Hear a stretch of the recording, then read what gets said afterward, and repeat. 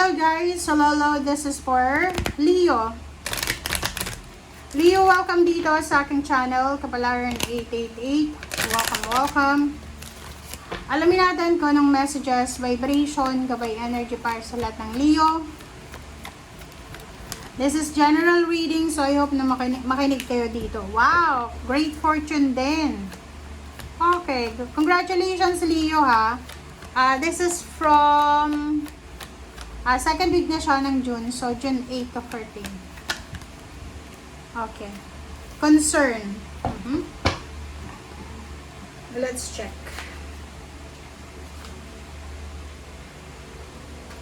Okay, Leo.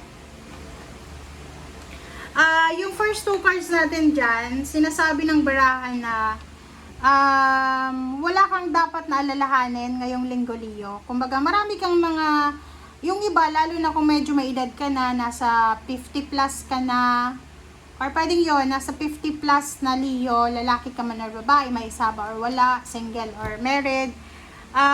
Marami kayong marami kayong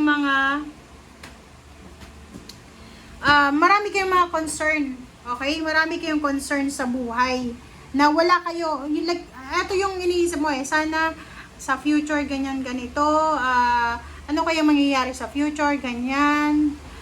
Dito sa barahang ito, sinasabi ng baraha, huwag ka daw masyadong mag-alala. Wala ka daw na dapat alalahanin kasi there's a great blessings, there's a good fortune na posibleng darating sa'yo.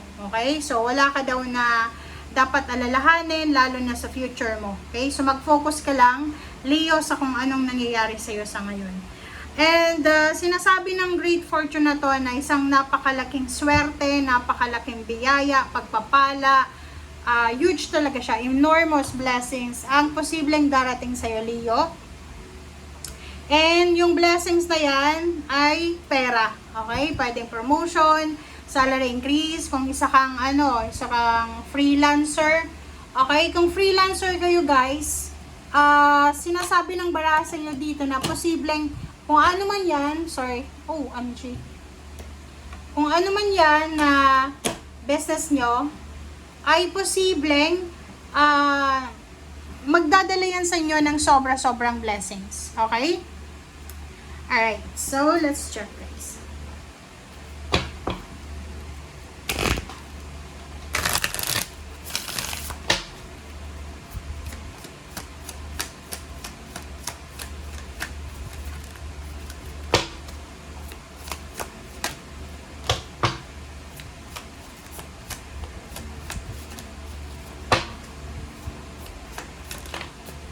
Okay, so lighthouse. Okay. So, dito sa barahang to, Leo, sinasabi ng barahan na kung ano man yan na iniisip mo, lalo na kung yung focus mo is yung business mo, kung business person ka, isipin mo na you're enough. So, wala kang dapat na pagdudahan sa sarili mong kakayahan.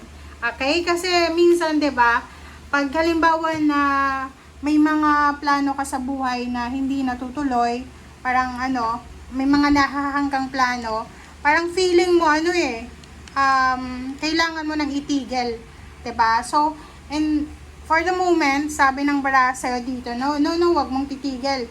Okay? Wag mong ititigil kung ano may yan na plano mo. Wag mong pagdudahan yung sarili mo, okay? Gawin mo lang kung ano yung nararapat sa ngayon. Alright, so ito ko ilagay.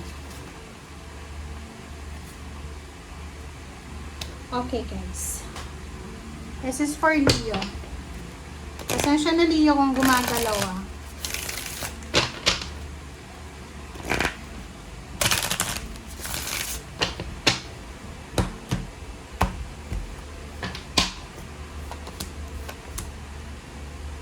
Okay. Leo. So, dito sa barahang to, this is number 90, number 2 na din. Sabi ng baraha sa iyo dito, may mga Leo dito, kung isa kang OFW or nagtatrabaho ka sa malayong lugar, parang sobrang pagod na pagod ka, physically, katawan lupa. Parang ang nakikita natin dito, napapagod kayo. So, nag-wish kayo na sana makapagbakasyon, sana makapagpahinga, sana makaalis muna sa trabaho, makapag-pause muna. So, ang nakikita ko sa'yo dito, parang gusto mong mag-impake. Gusto mong mag-impake, umalis, magpakalayo-layo kasi napapagod ka. Gusto mong magbakasyon.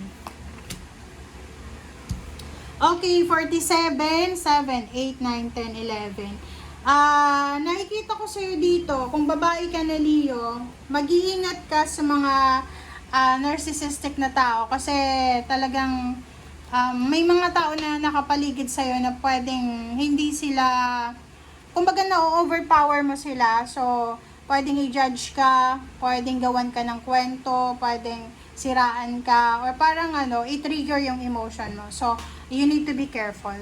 Okay? Alright, so let's check more.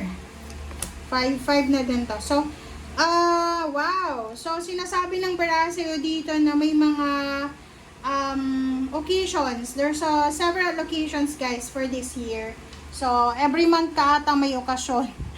Congratulations, kasi may okasyon na kailangan kang i-celebrate buwan-buwan. Okay? Kinakailangan mo din ng patience, pasensya, kasi yun, pwedeng marami kang magiging sobrang busy ka sa mga bagay-bagay na kailangan mong ihanda.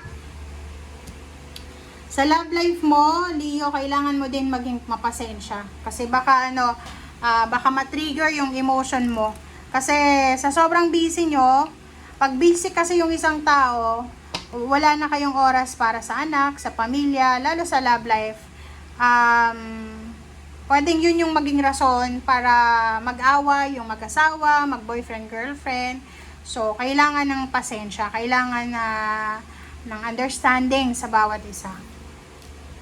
Wow, there's a blossoming abundance. New job, new career, new baby, new source of income. May mga okay, so there's a healing, there's a creativity. So, nakikita ko na may sisimulan ka. Pwedeng magsisimula ka ng business, maglo-launch ka ba ng business, or bago ka lang dyan sa company mo na yan, na pinagtatrabahuhan, bago ka sa lugar na yan. So, sinasabi ng baraha dito na kung nag-a-adjust ka pa lang, i-enjoy mo muna yung bago na yan sa environment mo.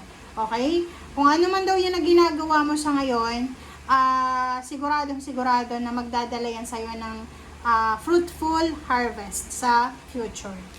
Wow! Door to value, diba? Congratulations sa'yo. Congratulations, Leo. Kasi, ang opportunity na to, isang financial opportunity siya. There's a financial opportunity, napakabilis na financial opportunity. Mabilis na financial opportunity ang posibleng darating sa'yo. And yung opportunity na yan ay protected ni Archangel Michael. So, wala kang dapat na alalahanin dyan. Okay? Wala kang dapat alalahanin kasi kung ano man yan na darating na blessing sa'yo, sabihin natin na bagong trabaho or financial offer, source of income, hindi ka dapat natatakot sa mga actions mo dito. Hindi ka dapat nag-aalala sa mga plano mo kasi sabi ng baraha, you are protected. You are guided, you are protected. So, huwag kang mag-guilty, just continue lang. Okay? Thank you, guys. Bye!